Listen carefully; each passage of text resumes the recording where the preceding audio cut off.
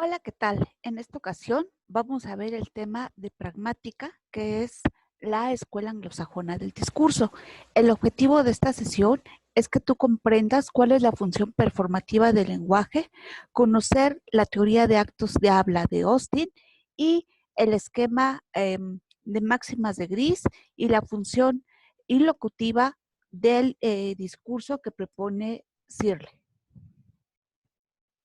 Bien, el enfoque pragmático del lenguaje, lo que se va a enfocar es en estudiar el lenguaje el significado del lenguaje según su uso y según su contexto. Se acordarán que habíamos visto en sesiones anteriores que hay tres niveles de análisis: el sintáctico, el semántico y el pragmático. El sintáctico tiene que ver con el conjunto de signos que yo puedo ver en un mensaje, el semántico con el significado y el pragmático con el significado según el contexto, es decir, según quién lo dice, a quién, en qué momento, con qué intención. Entonces, esta teoría de actos de habla va a ser una propuesta que de la escuela anglosajona y va a ser por John Longshaw Austin, que es un filósofo británico, y él escribió un libro muy famoso que se va a llamar Cómo hacer cosas con palabras. Austin lo que nos va a hablar es que el lenguaje nos sirve para describir, para representar el mundo que nos rodea, para decir cómo es nuestro entorno, pero desde su perspectiva, el lenguaje va más allá. Es decir, nosotros podemos transformar nuestra realidad a través de lo que decimos. Nosotros podemos hacer cosas con palabras, lo que nos ubica en que más allá de una función representativa del lenguaje, estamos encontrándole un sentido práctico al lenguaje porque estamos haciendo cosas a través de lo que vamos diciendo. Y esta va a ser la función performativa del lenguaje, es decir, transformamos nuestra realidad a través de lo que vamos diciendo. Y a continuación les voy a presentar también igual algunos ejemplos que les permitan comprender con mayor cabalidad qué cosa es esto del carácter performativo del lenguaje. ¿Qué cosa va a ser esto de performativo? Como yo les había comentado, tradicionalmente la lingüística nos había dicho que la lengua nos sirve para describir, para nombrar nuestra realidad, tiene como carácter contemplativo, y por eso Austin va a decir que hay oraciones que caen en lo constatativo o lo descriptivo y que no podemos como clasificarnos según si son verdaderos o falsos. Por ejemplo, a mí me gustan los días lluviosos, entonces yo les puedo decir, los días lluviosos son espectaculares. Y a lo mejor alguien que odia la lluvia me va a decir que eso no es cierto. Entonces, no, no funcionan mucho este tipo de enunciados a través de criterios de verdadero o falso, porque interviene la subjetividad, depende de lo que para cada quien es un día bonito. Lo mismo si yo les digo que Arjona es el chico más guapo del mundo, no me van a creer, ¿no? Entonces, es un criterio subjetivo y por lo tanto no se guía por criterios verdad o falsedad, y solamente nos sirven para eso, para constatar, para nombrar o para describir nuestro entorno. Pero Austin dice que también hay oraciones que tienen este carácter performativo o realizativo. Como yo les decía, tiene que ver con el hacer. A través de lo que decimos, vamos haciendo cosas. Por ejemplo, si yo les digo que quienes realicen todas sus actividades a tiempo van a tener un punto más. Yo estoy diciendo algo, pero también estoy haciendo algo. ¿Qué cosa estoy haciendo? Estoy prometiendo. Entonces yo me estoy comprometiendo a que si todo el mundo hace en tiempo sus actividades, yo voy a dar un punto más. Igual, si alguien de ustedes tiene un negocio y todavía no se inaugura, nadie puede ir a comprar a su negocio. Tienen que inaugurarlo para que la gente sepa que ya puede que ya está abierto y que puede ir a comprar cosas. Lo mismo pasa cuando si yo les digo es que hoy es la última sesión y hasta aquí se acaba el curso. Entonces, si yo no les aviso, ustedes no saben cuándo va a acabar el curso. Entonces, tengo que ubicarme en un enunciado de carácter declarativo. Si alguien, si van a un gimnasio y ya no pagan la mensualidad, ustedes no saben si pueden o no pueden seguir yendo si nadie les dice es que ya no puedes estar aquí en este gimnasio porque necesitas pagar. Entonces, si nadie los expulsa, ustedes pueden seguir yendo. Si hay una boda y ustedes no fueron invitados, pues no pueden llegar porque no han sido requeridos. Entonces, tiene que ver con las cosas que uno hace a través de las oraciones que uno construye. Y esto puede ser adecuado o inadecuado. Si yo hoy comenzara mi sesión diciéndoles, chicos, lo lamento muchísimo en el alma, los vi y no les hablé, y si ni siquiera pasó esto, ustedes me van a decir, ¿y por qué me está diciendo eso si ni siquiera nos vimos, si ni siquiera hemos tenido sesiones presenciales?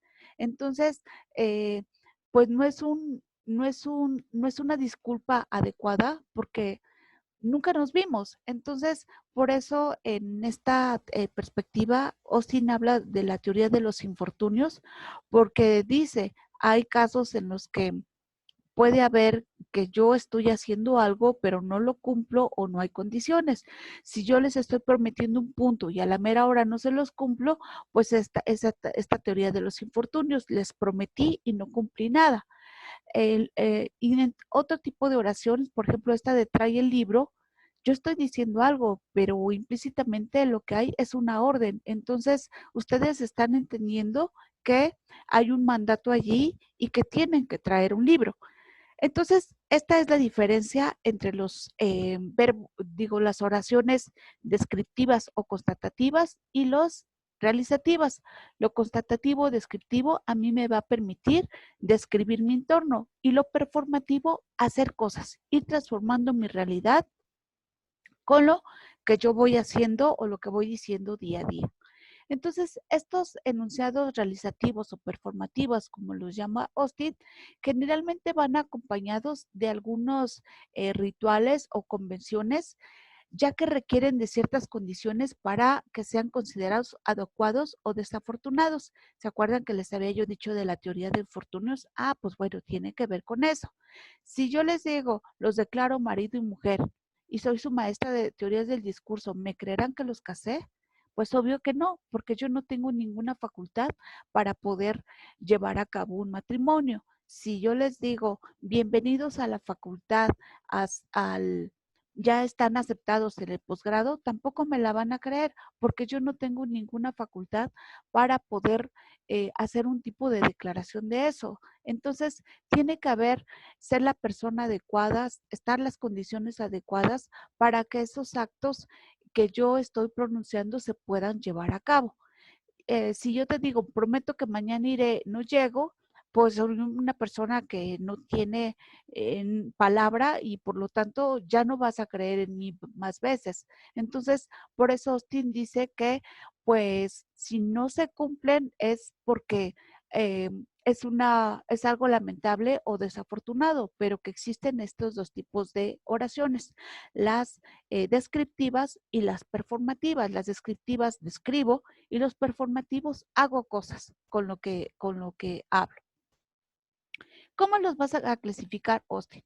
Él lo va a clasificar en tres niveles. Nos dice que un acto de habla es este enunciado detrás del cual hay una intención y genera un efecto en los destinatarios.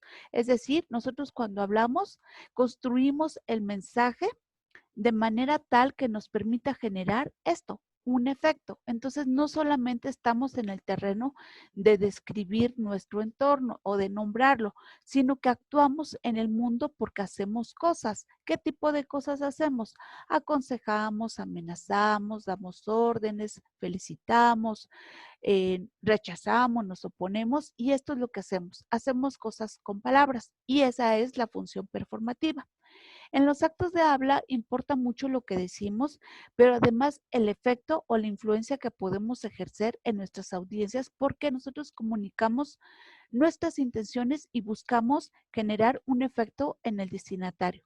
Y por eso Austin nos va a diferenciar los actos descriptivos y performativos y los va a clasificar en 3 niveles: el locutivo, el ilocutivo y el perlocutivo. Locutivo es lo que digo, el ilocutivo es la intención y el perlocutivo va a ser el efecto. Ahorita lo vamos a ver con mayor detalle. El locutivo es simplemente el acto de decir algo. Esto lo que yo estoy haciendo ahorita, estoy diciendo cosas y estoy tratando de construirles una explicación lógica. Eso es lo que estoy haciendo, estoy dando una clase. En el ilocutivo tiene que ver con la intención.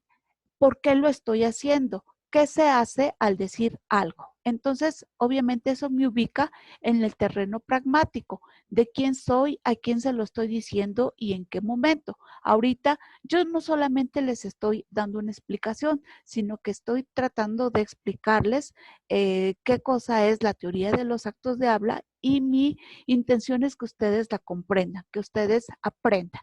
¿Por qué lo hago? Porque yo soy su maestra de teorías del discurso y ustedes son mis alumnos, ¿no? Entonces, estoy aquí en lo que es el ilocutivo, que es la intención. El perlocutivo, que es el efecto que busco generar. Si a través de estos ejemplos ustedes han logrado comprender la teoría de actos de habla, la diferencia entre los actos constatativos y los performativos, así como esta clasificación en 3 niveles que hace Austin en locutivo, ilocutivo y perlocutivo.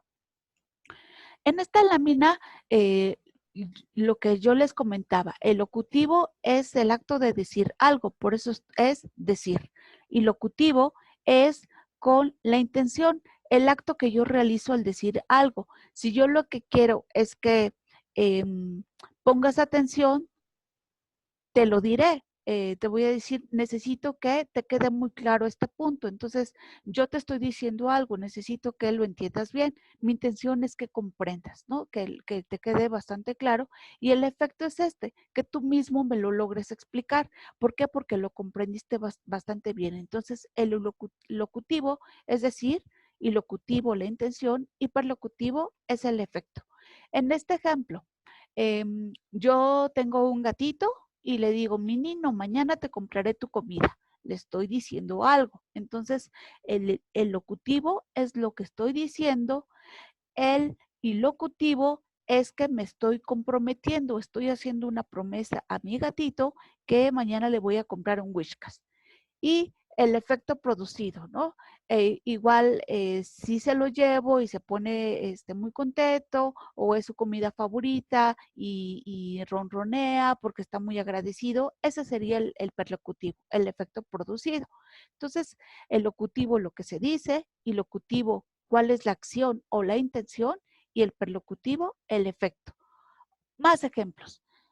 Si yo les digo, ¿dónde te duele? Yo estoy diciendo esto. Pero ¿qué es lo que estoy haciendo? Preguntando. El perlocutivo, ¿qué sería? Que ustedes me respondan o que me digan, no me pasa nada. Lo mismo, si yo me los encuentro en la calle y le digo, ¿qué tal? Yo estoy haciendo algo, que es saludar y ustedes me pueden contestar. Todo bien, maestra. Estaré en casa a las 6. ¿Qué estoy haciendo algo? Estoy prometiendo. El perlocutivo es que ustedes digan, sí, yo también allí te espero. Oh, no sabía nada. ¿Qué estoy haciendo? Me estoy disculpando. El perlocutivo es que digan, no te preocupes, no importa. Wow, me parece muy bien. ¿Qué estamos haciendo? Nos estamos poniendo de acuerdo. El perlocutivo que me digan, perfecto, allí te veo. Viene tu papá o viene tu padre. ¿Qué te estoy haciendo? Te estoy advirtiendo algo. El perlocutivo, ¿qué puede ser? Ay, no le digas nada, ¿no? En fin, el perlocutivo tiene que ver con el efecto. Entonces, estas premisas básicas de Austin, lo que va a estar detrás es esto que les estoy comentando. Hay una intención. Todo enunciado tiene una intención. Hay un acto locutivo, que es lo que digo. El ilocutivo es la intención. Mi intención es preguntar o saludar o disculparme, acordar, ordenarte. Y el perlocutivo es lo que tú vas a hacer como receptor. ¿Qué cuál es la respuesta del receptor frente a esto que le estoy diciendo. Y Shirley se va a enfocar en esto, en la fuerza ilocutiva. Ahorita se las explico. Resulta que la intención en donde está la fuerza ilocutiva implica que si yo lo que quiero preguntar, si yo lo que quiero hacer es preguntar, yo necesito decirte esta oración en tono de pregunta. Si no, no vas a interpretar que yo estoy haciendo una pregunta. Por lo tanto, si yo quiero una respuesta, tengo que formular muy bien mi acto porque yo quiero preguntar, quiero generar una respuesta y por lo tanto en el locutivo yo tengo que diseñar la oración conforme a lo que estoy buscando, ¿no? Entonces, la fuerza ilocutiva implica el modo en que debo construir el enunciado en función del efecto o la intención que pretendo generar y obviamente la interpretación pues va a depender mucho del contexto en el que esta oración es emitido. Si yo no te conozco y te veo que te encuentro en la calle y veo que te estás quejando, si yo llego y te pregunto dónde te duele, seguramente no me vas a contestar, porque dices, ¿cómo le voy a contestar a una pregunta así a una desconocida? Entonces, el perlocutivo también depende mucho de la interpretación pragmática y del contexto en el que tenga lugar esta oración. Más ejemplos. Formas de pedir que cierren la puerta. Si yo digo en lo locutivo, cierra la puerta, estoy en mi locutivo dando una orden y a lo mejor lo dije tan fuerte y tan feo que te levantas y cierras. Si yo digo, ¿podría cerrar la puerta? ¿Qué estoy haciendo? Estoy haciendo una petición, no una orden. Te lo estoy pidiendo por favor por el tono en lo que te estoy haciendo y quizá tenga efecto. Eh, igual, yo no me quiero levantar, no quiero dar una orden, y quiero ser muy sutil, muy políticamente correcto. Si cierras la puerta, te lo agradeceré. Entonces, estoy haciendo o pidiendo una petición de una manera muy peculiar para que se cierre esa puerta. Igual yo no sé si dejaste la puerta abierta porque viene alguien más y yo te podré decir, ¿esperas a alguien? Entonces estoy preguntando y posiblemente me digas sí o no, o entiendas que no quiero que la puerta esté abierta. Esa puerta, ¿no? Las mamás, ¿no? Que ya están desesperadas y te indican o te dan una orden y el efecto que genera en ti. El que cierra la puerta tendrá un premio. Yo estoy aquí declarando algo. El que haga esta acción va a tener un premio y seguramente alguien se va a levantar y va a hacer esto. Entonces, si se dan cuenta, dependiendo de la intención y de lo que yo quiero generar, es la forma en cómo yo construyo el enunciado. Por eso, lo locutivo corresponde a esto, a la intención o el efecto que pretendo generar, es decir, la acción perlocutiva que busco que el receptor haga. Shirley va a ser un seguidor de Austin de la Universidad de California y él lo que va a hacer es retomar esta clasificación que hace Austin sobre los enunciados y cómo dependiendo de la construcción del enunciado es el tipo de intención, él lo que va a hacer es ahondar en este terreno, en la intención, en la fuerza ilocutiva, en el cómo necesitas construir el enunciado según la intención que busques en ella, ¿no? Entonces, él va a trabajar en esto y nos va a presentar una clasificación de actos ilocutivos. Entonces, Shirley va a hablarnos sobre los efectos y a tratar de reforzar o de destacar la intención, el acto para ver de qué forma diseño una estrategia que me lleve a generar este efecto y que el acto perlocutivo sea favorable para mí porque logré que el receptor reaccionara como yo lo estoy como yo pretendo que sea así, ¿no? Entonces, busco las mejores palabras, la forma, el tono de voz, los colores del mensaje, el mejor momento para reforzar esto, el efecto y lograr que el acto perlocutivo sea favorable, ¿no? Entonces, trato de estructurar muy bien mi mensaje porque yo quiero que mi mensaje tenga un efecto como yo lo he pensado. Y entonces Shirley lo que va a hacer es retomar a Austin, se centra en la fuerza ilocutiva y te dice que en la fuerza ilocutiva puede haber estos 5 tipos de actos. Expositivo, que si lo se llevan por la lógica, ¿a qué se refiere expositivo? Pues a explicar, ¿no? A explicar algo. Directivo, ¿a qué piensas que te lleve? Pues a dar una orden.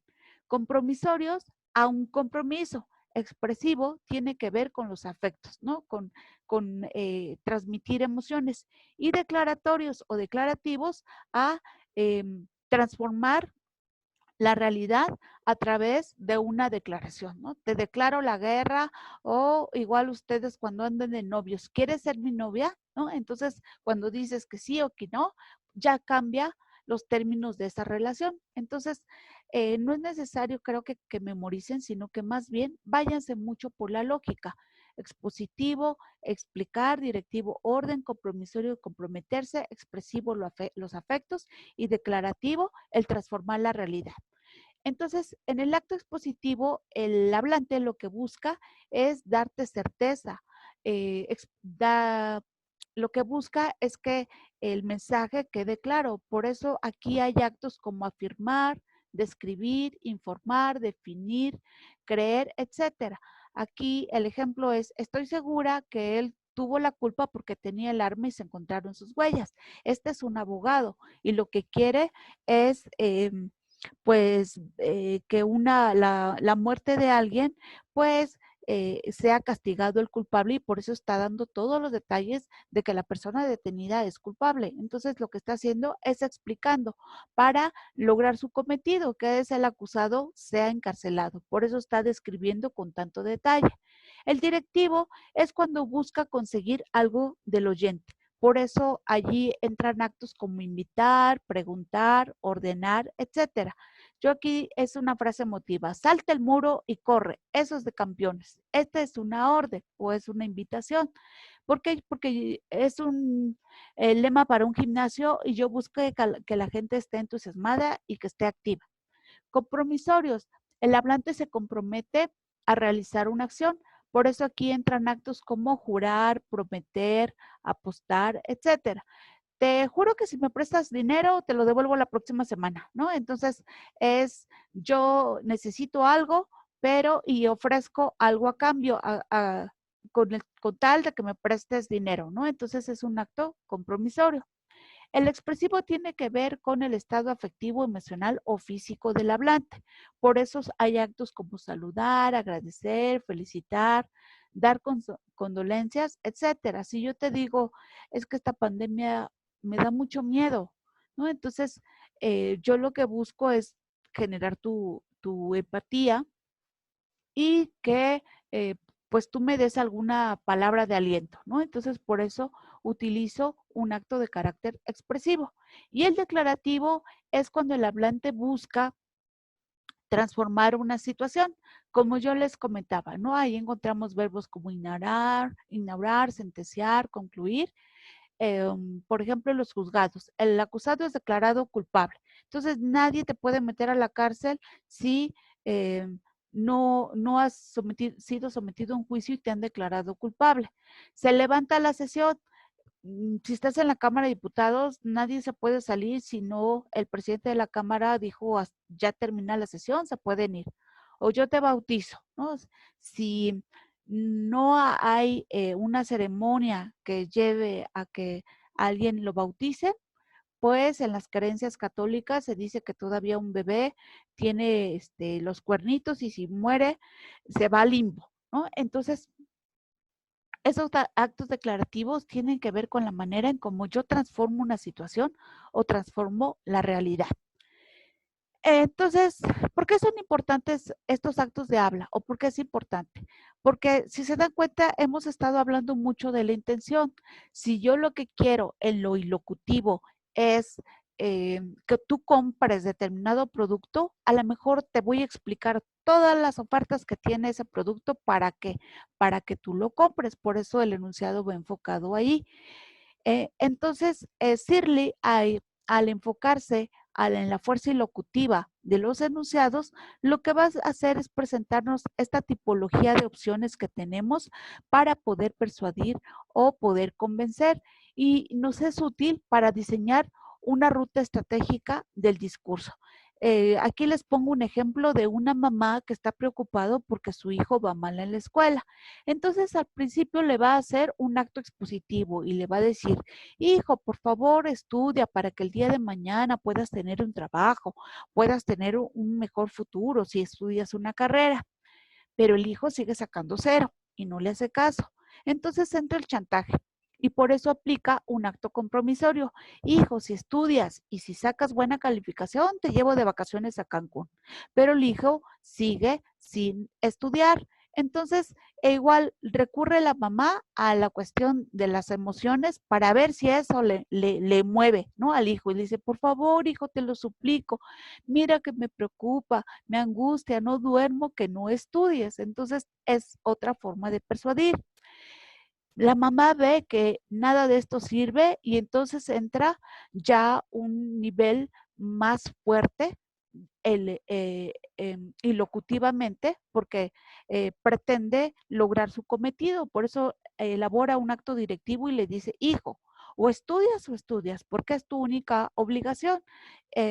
Entonces aquí ya sube el nivel, pero el hijo sigue sin estudiar. Entonces pues ya aplicaría un acto declarativo, ¿no? Y le dice: hijo, como no quieres estudiar, a partir de hoy no te voy a pagar ni el celular ni en el gimnasio, ¿no? Entonces, si se dan cuenta, esta es la ruta estratégica que diseñó una mamá que busca convencer a un hijo de que estudie, y va pasando por distintos niveles y dependiendo, ¿no? Qué es lo que le va funcionando y cómo es que puede eh, persuadir a su hijo de que estudie. Entonces, se concentra en la fuerza ilocutiva del enunciado, cómo es lo que tiene que establecerlo, que construirlo a fin de poderlo convencer.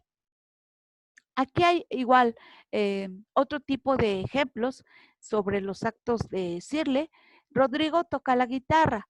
Es un acto expositivo porque te estoy describiendo. Rodrigo, por favor, toca la guitarra. Aquí es una orden. Rodrigo, toca la guitarra. Estoy preguntando.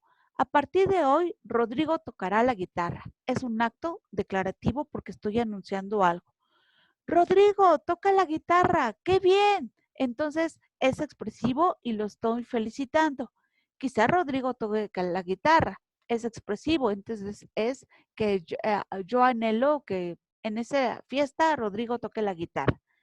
Si Rodrigo toca la guitarra, me quedaría, ¿no? Entonces es un acto compromisorio. Yo estoy condicionando algo a que algo ocurra. Entonces, si se van dando cuenta, estos actos de habla de los que nos habla tanto Shirley como Austin son parte de nuestra vida cotidiana. Constantemente estamos nosotros sí describiendo nuestro entorno, pero también transformándolo a través de lo que decimos, ¿no? Entonces, ¿qué tipo de enunciado debes construir si quieres exponer un tema? Seguramente sería expositivo, porque no voy a llegar con un mensaje emotivo, porque no es un coaching, sino que voy a hablar de un tema en una clase universitaria. Si yo quiero pedir algo prestado, seguramente sería un acto compromisorio. Si quiero consolar a alguien, no sería un acto expositivo porque sería poco empático, entonces sería un acto emotivo. Si quiero darle instrucciones a alguien, tiene que ser un acto directivo. Y si quiero ya dar por determinada una relación, una actividad, sería un acto declarativo porque estoy transformando mi realidad. Aquí en este ejemplo, se acordarán recientemente la polémica que hubo con Javier Alatorre cuando dijo no le haga caso a Gatel. Esto dio lugar a muchas controversias.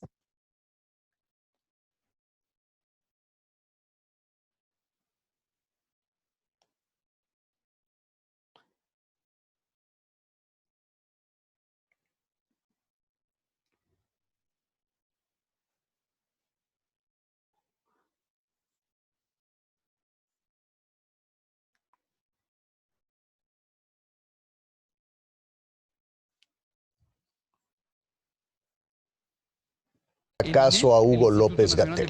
El periodista Javier Alatorre se convirtió en tendencia en redes sociales, luego de que pidiera a la audiencia de la televisora La Jusco a no obedecer las indicaciones del subsecretario de Prevención y Promoción de la Salud, Hugo López-Gatell.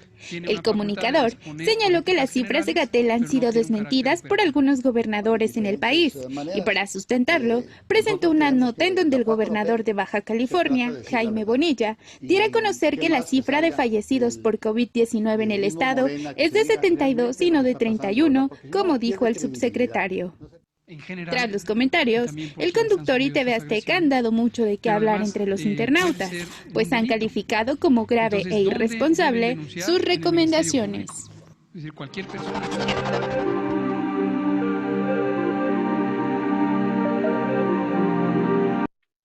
Bien, ¿por qué se malinterpretó esta frase, ¿no?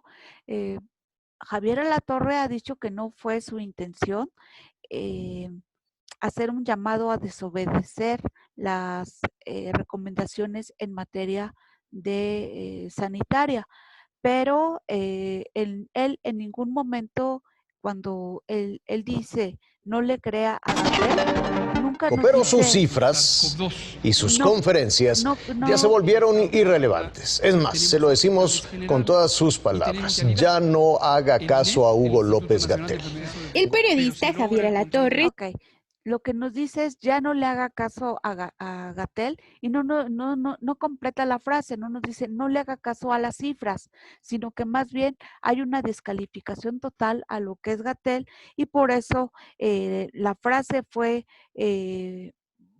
pues interpretada de otra forma, además de que si lo ubicamos en contexto, pues sabemos que es TV Azteca, que las empresas de Salinas Pliego siguen abiertas, no se quisieron someter a la cuarentena y que hay mucha presión también de Salinas Pliego por levantar ya varias de las medidas de la pandemia, ¿no? Entonces, por eso dio lugar a distintas interpretaciones y tuvo que pues que rectificar, ¿no? Lo que viene siendo a Javier Alatorre. Este es otro ejemplo, ¿no? Este es otro periodista, Ricardo Alemán, dice, les hablan, a John Lennon lo mató un fan, a Versace lo mató un fan, a Selena lo mató un fan, a ver a qué hora, Chairos. Generó un montón de polémica y de hecho hasta perdió su trabajo. ¿Por qué? Si se dan cuenta, porque está dando una orden. Él está diciendo, les hablan, a ver a qué hora, Chairos, ¿no? Entonces, este es un meme, pero él anexa este texto y entonces él estaba haciendo una invitación a asesinar a López Obrador y fue llamado el periodismo sicario y lo despidieron de su trabajo por este llamado que hizo. Sin embargo, Denise Dresser hace algo muy parecido, pero no genera el mismo efecto que Ricardo Alemán. Ella dice, va humor negro que comparten conmigo. Se solicita piloto depresivo para manejar avión presidencial.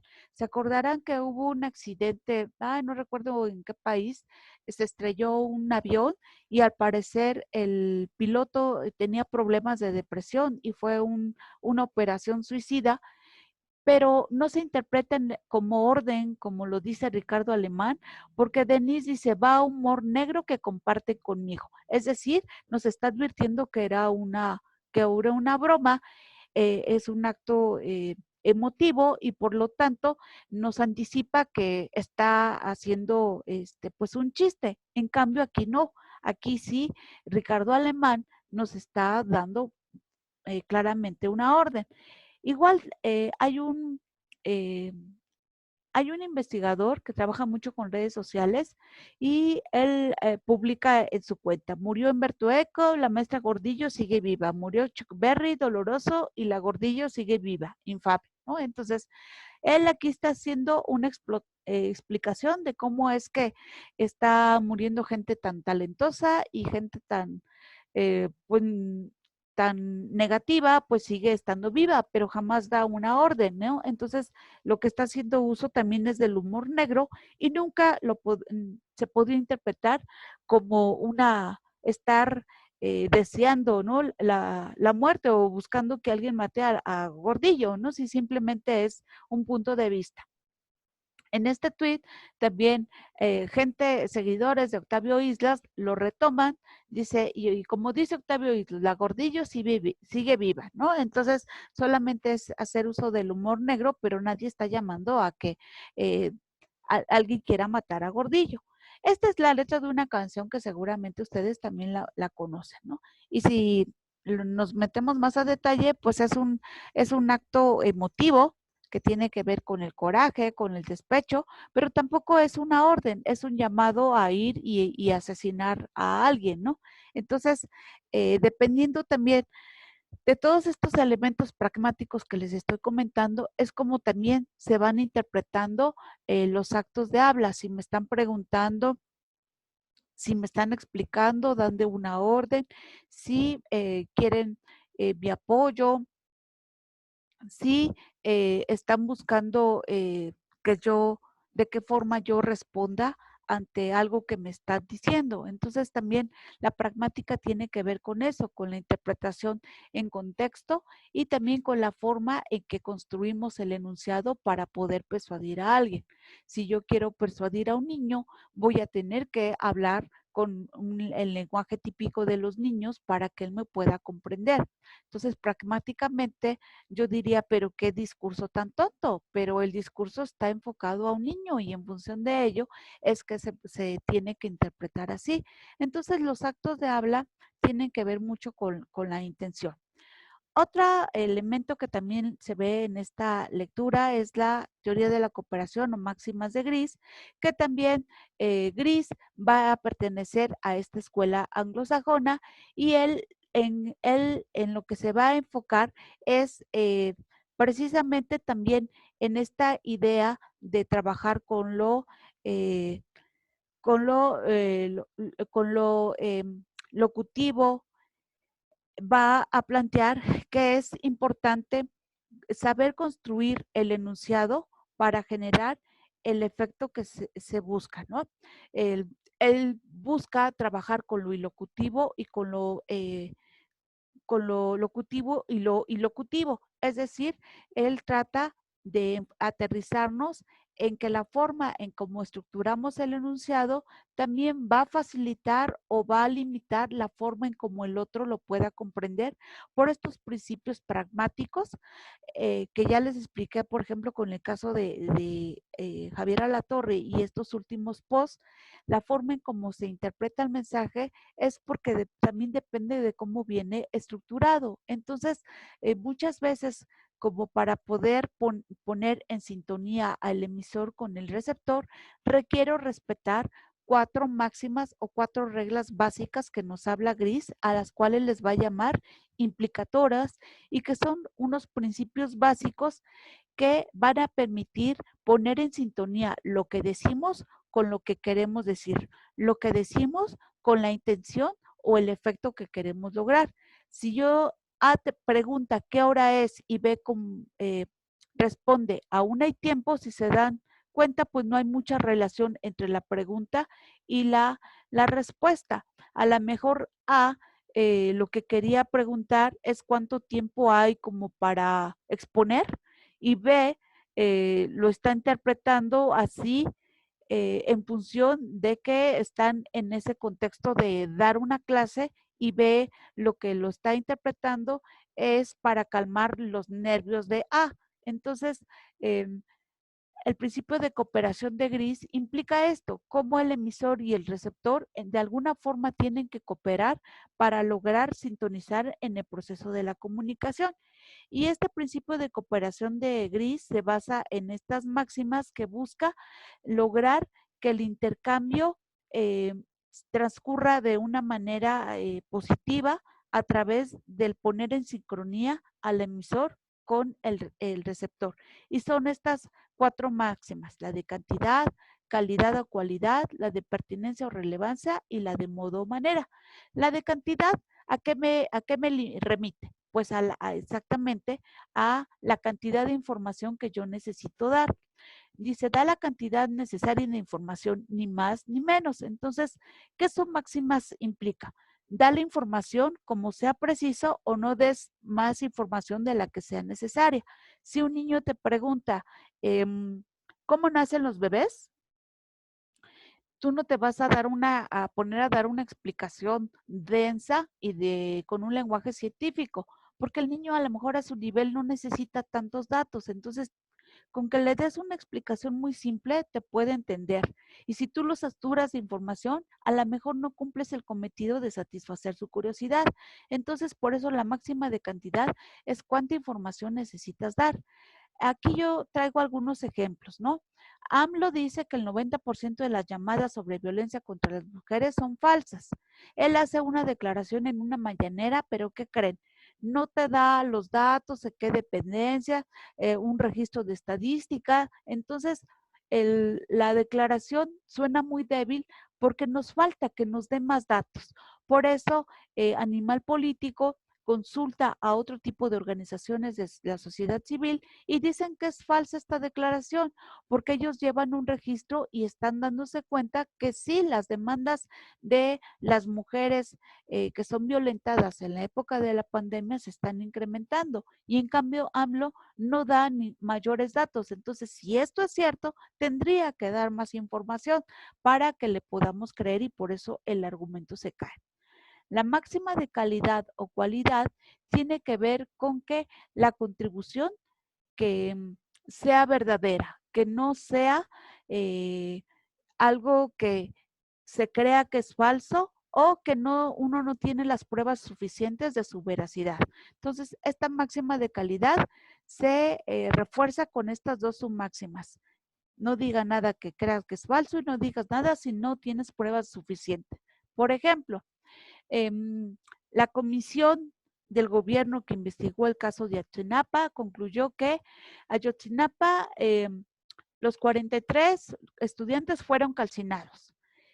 Y los investigadores, los científicos dicen que esto es falso. Los normalistas de Ayotzinapa no pudieron ser incinerados, afirma un perito. ¿Qué fue lo que hizo este perito?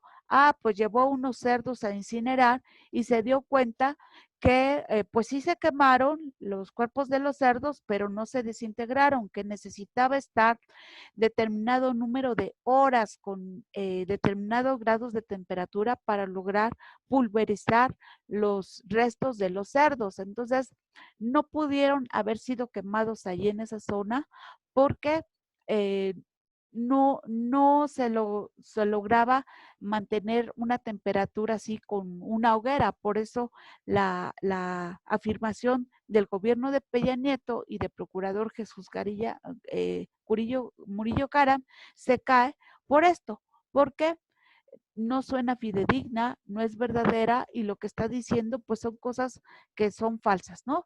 Lo que yo siempre he dicho es que hasta para mentir hay que saber hacerlo. Luego viene la máxima de pertenencia o relevancia. ¿A qué se refiere? A que tienes que ser coherente o relevante o pertinente con lo que se está diciendo.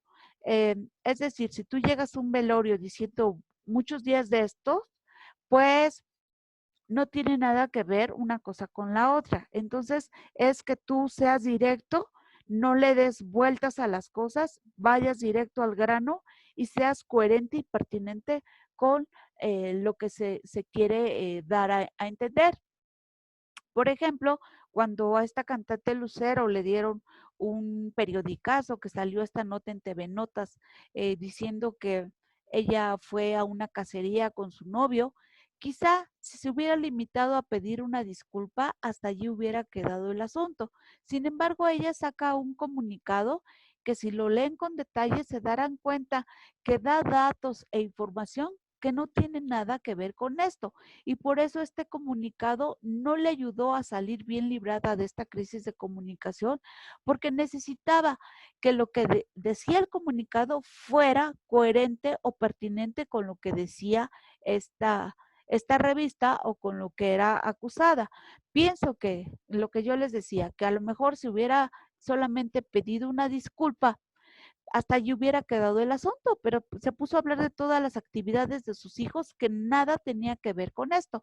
Por eso aquí no pudo salvar esta crisis de comunicación precisamente por esto, porque no era relevante, ni coherente, ni pertinente lo que estaba diciendo. La otra máxima es la de modo, es decir, que tiene que ser preciso, claro, y tiene estas otras submáximas. Evita la oscuridad en la expresión, es decir, hazte entender. Evita la ambigüedad, sé claro, sé breve y sé ordenado. Se acordarán que es algo que ustedes tienen que desarrollar mucho en sus trabajos en la facultad. Uno como docente revisa sus tareas, pero como no están ustedes allí presentes para aclararnos cosas, nosotros solamente nos vamos por lo que dicen los textos. Si no tienen orden, si las ideas no son claras, si hay términos confusos, si es muy extenso y está todo desordenado, seguramente no voy a comprender. Entonces hay que ser precisos y hay que ser claros. Aquí yo lo que les pongo de ejemplo es la política de comunicación del gobierno en torno al uso del cubreboca. Esta nota es del 29 de abril y esta de Claudia Sheinbaum, si no me equivoco, es como del 24 o 25 de abril, o sea, más o menos por esas mismas fechas. Y hay dos mensajes contradictorios en la forma en cómo nos están pidiendo las autoridades que tomemos medidas. López Obrador dice que no usa el cubrebocas porque no se le recomienda a López-Gatell. Y en cambio Sheinbaum sale a decir que tiene que ser obligatorio el uso de cubrebocas en espacios públicos en la Ciudad de México. Entonces sí se dan cuenta la incoherencia que hay entre dos funcionarios de gobierno que están en el mismo país y que nos están dando mensajes diferentes. Entonces no entendemos cuál es la orden, ¿lo usamos o no lo usamos? Entonces recuerden, tiene que ser preciso, es decir, claro, y lo que están haciendo con esta ambigüedad es confundir a la ciudadanía. Y por eso hay posts como este. Dice, ven que ahora están saliendo cubrebocas de distintos modelos y materiales, dice. Entiendo la parte de la economía local, pero ojo, no hay que romantizar esto. Este tipo de cubrebocas no protegen en nada. Igual andaríamos que si no trajéramos nada. Entonces, si la razón es ayudar a las personas que elaboran este tipo de cubrebocas, pues es necesario cumplir con ello, ¿no? Comprarlos, pero estar conscientes de que no ayudan mucho a podernos proteger del virus, ¿no? Entonces genera mucha confusión entre los usuarios si hay que usar o no usar el cubrebocas y si cualquier material es válido para poderlo usar. Bien, hasta aquí está mi explicación. Yo espero que te hayan quedado claro cuáles son los postulados de la teoría pragmática del discurso en términos de diferenciar los actos descriptivos y los performativos, la clasificación de Austin del locutivo y el perlocutivo, la tipología que nos da Searle sobre cómo podemos reforzar la fuerza ilocutiva de nuestros enunciados y las máximas de Gris que contribuyen a igualmente hacer más clara nuestra comunicación en la búsqueda de lograr el efecto deseado mediante estas recomendaciones o máximas para poder hacer más clara nuestra comunicación. Muchísimas gracias por tu atención.